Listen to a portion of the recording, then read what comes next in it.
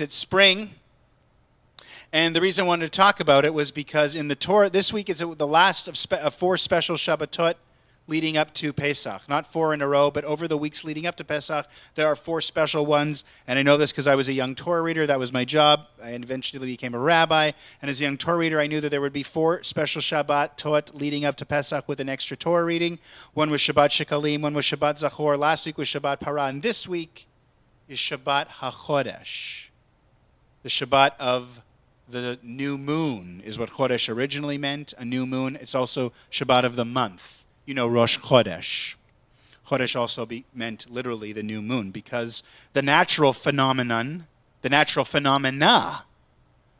were really how our ancient ancestors, the Israelites, developed a calendar and set their lives by it. And setting that calendar is what Shabbat HaChodesh is all about. Because we read this extra reading called it says, HaChodesh Hazeh. This month is the first month. Up to that point, they didn't have a calendar. Up to that point, they were, either Abraham, Isaac, Jacob, that family. They were just kind of doing their thing. Time was very much a metaphor, is not very linear. And then here, they're getting ready to go out, and now they need to be able to celebrate the holiday of leaving Egypt as slaves. And so they need a calendar. HaChodesh Hazeh, Rosh Chodeshim. This will be the first of the months. And that's the whole idea that I wanted to get to in the toast. In the Torah, the calendar starts in the spring.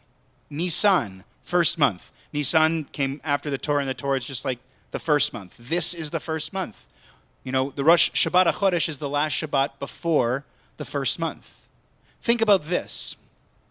Later on, the rabbis reminded us that the world was created on the first of Tishrei, and that's why Rosh Hashanah, the New Year, starts with Tishrei, actually. But the Torah says the New Year starts with Rosh Chodesh Nisan, which is actually, coincidentally, Saturday night, Sunday. The day after Shabbat. Shabbat goes right into Rosh Chodesh, like one day. So the last Shabbat before Rosh Chodesh Nisan, we have a very special Shabbat. We have an extra Torah reading. That's this Shabbat, Shabbat HaChodesh. The Shabbat before Rosh Hashanah, we don't even mention that it's the new month. It's the only one where we don't mention it's a new month. Think about that trivia. And yet we start, and that has something to do with the fact that we adopted a calendar that starts in the fall. And I always used to think that was such a great idea because as a kid, you're conditioned to your year really starting in the fall because of school. Let's be honest, the first real true calendar that gets imposed upon us in our lives is the school calendar, which I always said was kind of cool because it's also the NFL calendar when I became a football fan later on, starting in September. And I always thought it was a good time. The leaves are falling, winter is coming, it's a good time for reflection and looking in, all the themes that are coming up at Rosh Hashanah and Yom Kippur, and those would come up early in the school year, made a lot of sense. But the Torah, we still remind ourselves through this special Shabbat, through the Torah, that our ancestors thought they didn't have Rosh Hashanah. They had the new year now. And I think especially now, because we're really reflecting on it's been a year since the pandemic, people were quoting that the actual year of shutdown was, in this past week. That we're looking for a fresh start. We're really craving a fresh start. We don't even necessarily want to wait until fall, even though, ironically, that might be when it actually comes.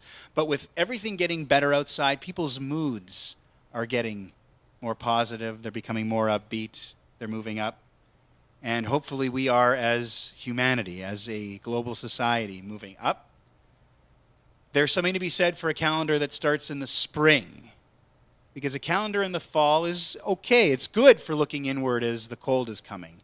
But when everything outside is about hope and blossoming and returning from the dead to health, that's a pretty good time to start counting.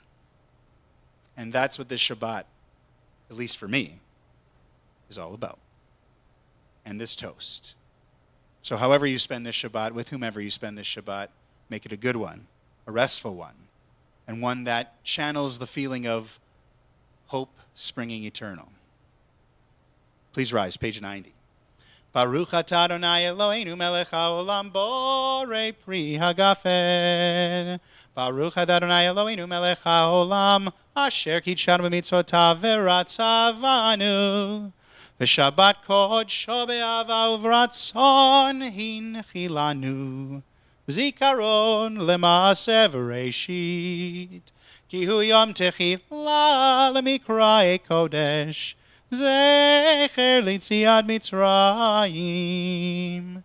כי בנו בחרת ואותנו קידשת מכל העמים, בשבת קודשך באהבה וברצון הנחלתנו.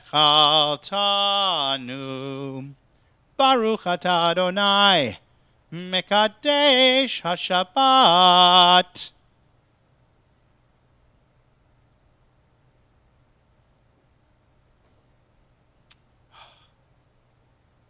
לחיים.